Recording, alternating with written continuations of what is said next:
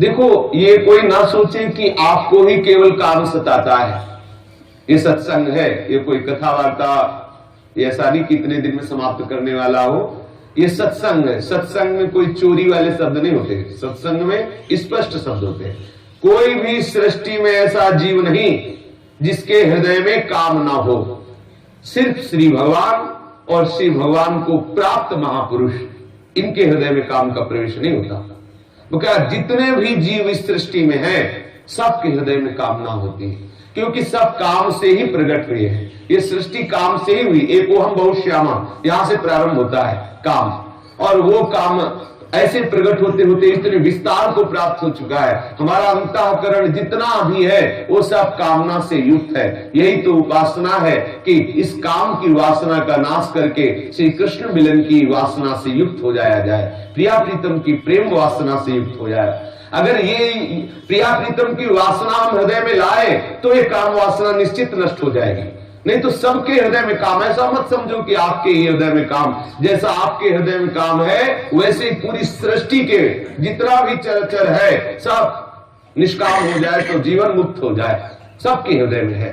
जितने भी संत महात्मा सब जो इस धाम में जन्मे, सब कामना से ही निष्काम की यात्रा की है। ऐसा मत समझो कि आज कोई निष्काम है तो अवतार है, नहीं, सब भगवान नाम आश्रित, भगवत चरणाश्रित जनों के आश्रित होकर के वो बल प्राप्त किया। श्री हरिवंश नाम बल रहो, अपने मन भाई सब कहो, रहो शरण हरिवंश की, कहत न बने प्रेम उज्जास। नाम के बल से वो निष्काम हुए हैं, नाम के आनंद से, धाम की कृपा से वो इस कामादि विकारों को परास्त किया है। पर इसमें मूल बात है सदगुरु वैद्य वचन विश्वासा, संयम यह न विषय के आशा। सदगुरु रूपी वैद्य हो और उनकी बताई हुई औषधि हो, और परहेज ये हो कि उनकी आज्ञा का कभी उल्लंघन न किया जाए, जो निषेध किए हैं वो कभी स्वीकार न किया जाए। वैद्य मना कर दे ये नहीं खाना, वो नहीं खाना, अगर खाओगे तो रोग बढ़ेगा।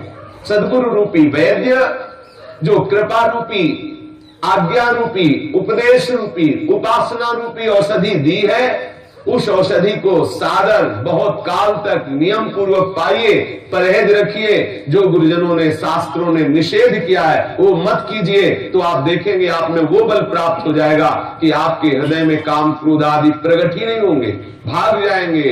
ये ऐसे हृदय में प्रकट होते जिनमें हरिनाम का बल नहीं होता, जिनमें गुरु चरणारविंद का बल नहीं होता, जिनमें शास्त्र विवेक विचार नहीं होता, उन्हीं के ऊपर इस दुराचारी प्रवृत्ति वाले रजोगुणात्मक भावों को प्रकट करने वाले काम का प्रवेश होता है। ये काम ही क्रोध है। कामा संजायते क्रोधा, क्रोधा स्मृति विभ्रमा, स्मृति भ्रंशात् बुद्धिनाशो, बुद्धिनाशात् प्रणश्यति। सर्वस्व का नाश करने वाला एक काम ही है।